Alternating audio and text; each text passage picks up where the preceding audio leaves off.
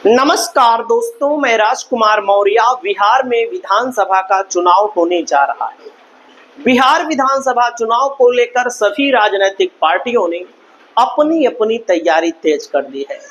आज की इस वीडियो में आपको बताने जा रहे हैं आरजेडी से कौन कौन सी महिलाओं को टिकट मिलने वाला है। आप लोग पूरी वीडियो देखिए। आपके यहाँ क्या स्थिति है? आरजेडी जीतेगी यानी कि इंडिया गठबंधन, महागठबंधन जीतेगा कि एनडीए गठबंधन जीतेगा कि जनसुराज जीतेगा? कमेंट करके आप लोग जरूर बताइए। चैनल पर पहली बार आए हैं तो चैनल को सब्सक्राइब कर लीजिए। दोस्तों, महिलाओं की अगर हम बात करें तो महिलाओं का एक बड़ा वोट बैंक है जो नीतीश कुमार के पास जाता है, क्योंकि नीतीश कुमार ने शराबबंदी की हुई है, लेकिन बिहार में शराब मिलती है, शराबबंदी के बावजूद भी मिलती है। अगर हम गलत कह रहे हो तो आप लोग कमेंट करके बताइएगा। तो महिला वोटरों को अपने पाले में लाने के लिए कई महिलाओं को टिकट भी दिया जाने वाला है और कई महिलाओं को आरजेडी ने आगे कर दिया है, जिनकी पहचान लगभग पूरे देश में हो चुकी है। भले आरजेडी बिहार में ही चुनाव लड़ती है या कुछ सीटों पर झारखंड में चुनाव लड़ती है। अब जैसे राबड़ी देवी महिला मुख्यमंत्री थी, लालू प्रसाद यादव भी मुख्यमंत्री रह चुके हैं। इन लोगों का समय थोड़ा से बैक हो गया है, पीछे हो गया है। अब नई महिला लीडरशिप को आरजेडी बढ़ावा दे रही है। जैसे इस समय प्रवक्ताओं की अगर आप बात करें तो 2-3 प्रवक्ता हैं जो आरजेडी में भारतीय जनता पार्टी को, जेडीयू को करारा जवाब देती है। करारा जवाब, जैसे कंचना यादव जी हैं, लगातार सोशल मीडिया पर वायरल है। लगातार बीजेपी का प्रवक्ता, जेडीयू का प्रवक्ता इन लोगों के सामने टिक नहीं पाता। कितने प्रवक्ता तो कह देते हैं इन 2 प्रवक्ताओं को अगर आप बुलाते हैं तो हम तो भैया डिबेट नहीं करेंगे, बीजेपी वाले कह देते हैं। अगला नाम है प्रियंका भारती का, जो लगातार वायरल है, इसमें कोई शक नहीं है। हालांकि इनको टिकट नहीं मिलने वाला है, ये लोग पार्टी के लिए लंबे समय तक काम करने वाली है। इन लोगों को ट्रेनिंग भी दी गई है बहुत ज्यादा। तो सारिका पासवान भी प्रवक्ता है, वे भी टीवी पर आती हैं, तो तब देखो डिबेट में जब आती हैं बीजेपी की धज्जियां उड़ा देती हैं। तो महिलाओं में दोस्तों इस समय टिकट के मामले में सोशल मीडिया पर बहुत ज्यादा चर्चा भी है और अपने विधानसभा क्षेत्र में एक्टिव भी हैं सीमा कुशवाहा। सीमा कुशवाहा को कहा जा रहा है कि अब की बार सासाराम से टिकट मिलेगा और तैयारी भी चल रही है, लगातार तैयारी चल रही है। आप लोग कमेंट करके बताइए कि सासाराम से टिकट मिलना चाहिए कि नहीं मिलना चाहिए, और मिलेगा तो अगर सीमा कुशवाहा को, तो सीमा कुशवाहा जीतेंगी कि नहीं? आप लोग अपनी राय को बताइएगा। अगला नाम आता है सीमा कुशवाहा के बाद रेणु कुशवाहा का, जो जेडीयू में राजनीति कर चुकी हैं और जेडीयू में मंत्री भी रह चुकी हैं, जेडीयू के सरकार में सांसद भी रह चुकी हैं। तो इनका भी टिकट पक्का है। 100% बिहारीगंज विधानसभा क्षेत्र से इनको आरजेडी चुनाव लड़ाएगी। अगला नाम आता है राबिया खातून का। दोस्तों, राबिया खातून का नाम आ रहा है, जो पिछली बार नाथनगर विधानसभा क्षेत्र से हार गई थी। अब की बार इनका नाम पक्का है, इनको चुनाव लड़ाया जाएगा। अगला नाम आता है दोस्तों यहाँ पर मंजू अग्रवाल का। मंजू अग्रवाल को लेकर एक खबर मैं आपको बता दूं स्पष्ट, इनके खिलाफ भरपूर एंटी इनकम्बेंसी है। इनको जनता नहीं चाह रही है कि टिकट मिले, भारी मात्रा में कार्यकर्ता नहीं चाहते टिकट मिले, लेकिन बड़ी नेता है, टिकट मिलेगा। हार जीत जनता के हाथ में है। आप लोग कमेंट करके बताइएगा कि अब की जीत पाएंगी कि नहीं मंजू अग्रवाल। वहीं पर दोस्तों अगला नाम आता है रोहिणी आचार्य, जो लालू प्रसाद यादव की बेटी है, जो लगातार सोशल मीडिया पर भी एक्टिव है। अब आप लोग कमेंट करके बताइएगा कि मिलेगा टिकट कि नहीं मिलेगा, और इसे मिलेगा हमारा मानना है, क्योंकि लोकसभा में बहुत कम वोटों के अंतर से चुनाव हार गई थी, विधानसभा में भी इनको लड़ाया जाएगा।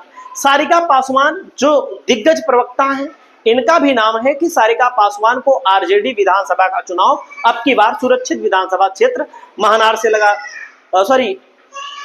मोहनिया से, चाहे जहां से लड़ाए, ये आरजेडी का विषय है। अगला नाम आता है मधु मंजरी का। मधु मंजरी दोस्तों पटना साहिब विधानसभा क्षेत्र से दावेदारी कर रही है। पटना साहिब में पिछली बार कांग्रेस लड़ी थी, अब की बार आरजेडी के लड़ने की संभावना है, क्योंकि आरजेडी की तुलना में कांग्रेस का प्रदर्शन बहुत खराब रहता है। तो मधु मंजरी को टिकट मिलने की संभावना है। अगला नाम आता है दोस्तों रेखा पासवान का, मसौढ़ी विधानसभा क्षेत्र से।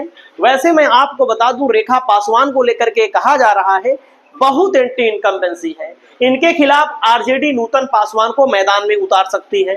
अगला नंबर आता है दोस्तों नूतन पासवान का नाम चारों तरफ चल रहा है, लालू प्रसाद यादव से मुलाकात भी हुई थी।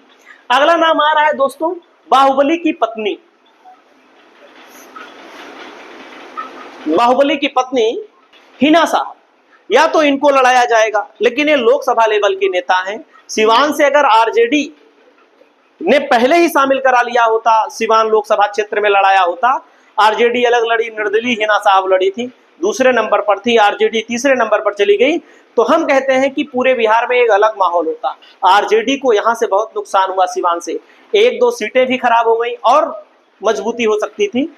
हो सकता है इनको ना लड़ाया जाए, इनके बेटे को लड़ाया जाए, लेकिन इनके परिवार में एक टिकट मिलेगा। अगला नंबर आता है बहुजनों के मसीहा अशोक महतो का।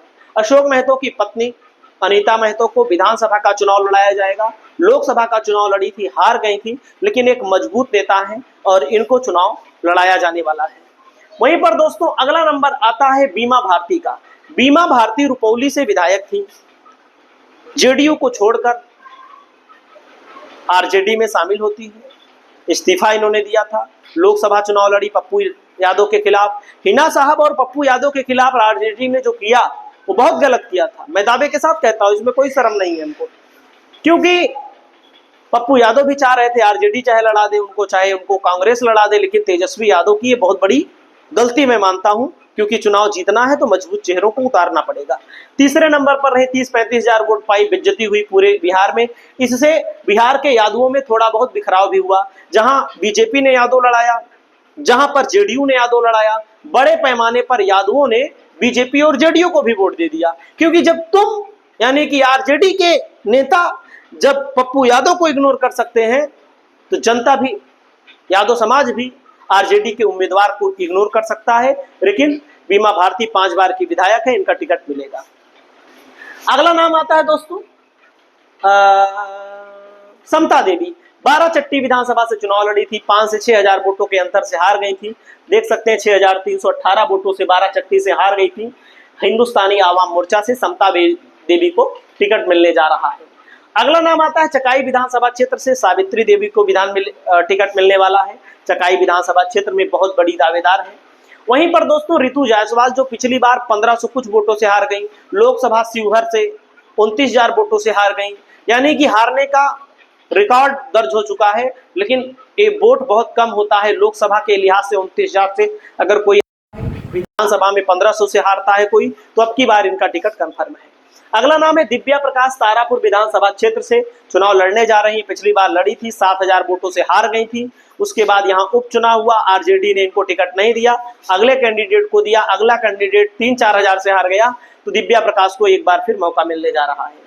अगला नाम आता है पिंकी भारती का। प्रदेश उपाध्यक्ष है राजद बिहार की, पिंकी भारती को टिकट मिलने जा रहा है।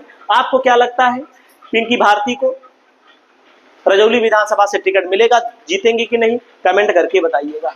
दोस्तों अगला नाम क्या है, अगला नाम आता है दोस्तों यहाँ पर रीना रागनी का। पातेपुर विधानसभा क्षेत्र से टिकट मिलने की पूरी संभावना है, और आप लोग कमेंट करके बताइएगा। प्रिया राज भी टिकट मांग रही है दोस्तों, हरलाखी विधानसभा क्षेत्र से टिकट मांग रही है। टिकट कंफर्म नहीं हो सकता है अभी, लेकिन दावेदार प्रबल बताई जा रही है। इशरत परवीन को मैदान में उतारा जाएगा, कटिहार विधानसभा क्षेत्र से इशरत परवीन चुनाव लड़ती हुई आपको नजर आएंगी।